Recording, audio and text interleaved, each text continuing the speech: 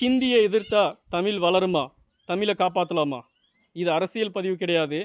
ஏற்கனவே ஆங்கிலம் அப்படிங்கிற ஒரு மொழி தமிழை ஆக்கிரமிச்சியாச்சு. இதில் 20, 30லேருந்து 40% வரைக்கும் நிறைய பேர்கிட்ட தமிழ் மொழியில் ஆங்கில மொழி ஆக்கிரமிப்பு செஞ்சாச்சு. இதை நாம் கவனிக்காமல் ஹிந்தியை எதிர்த்துட்ருக்கோம். முதல்ல தமிழ் வளரணுன்னா நம்ம தமிழை வளர்க்குற வேலையை பார்க்கணுமா தவிர இன்னொரு மொழியை எதிர்க்கிற வேலை பார்த்தா நம்ம மொழி வளரவே வளராது.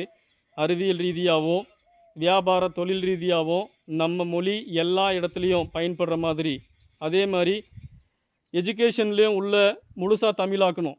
அப்படி ஆக்கினா மட்டும்தான் நம்ம தமிழ் மொழி வளருமா தவிர நம்ம ஏதேதோ மொழியை எதிர்த்துக்கிட்டு இந்த பக்கம் ஆங்கிலத்தை எல்லாத்தையும் சொல்லி கொடுத்துட்டு ஆங்கிலத்தில் நடைமுறையில் எல்லாத்தையும் செஞ்சுட்டு இருந்தோம்னா இங்கே தமிழ் வளராது.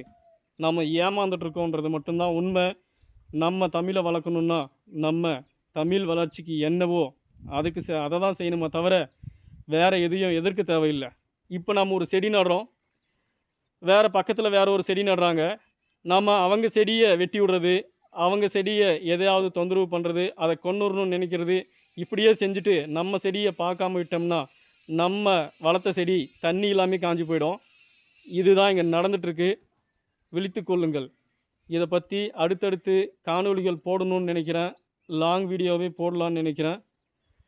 இது நிறைய பார்ட்டாக போடலான்னு நினைக்கிறேன். நிறைய தமிழில் அறிவியல் இருக்குது, அதை பற்றி பேசணும். இங்கே தமிழில் அறிவியல் இல்லைன்னு நிறைய பேர் நினைக்கிறாங்க.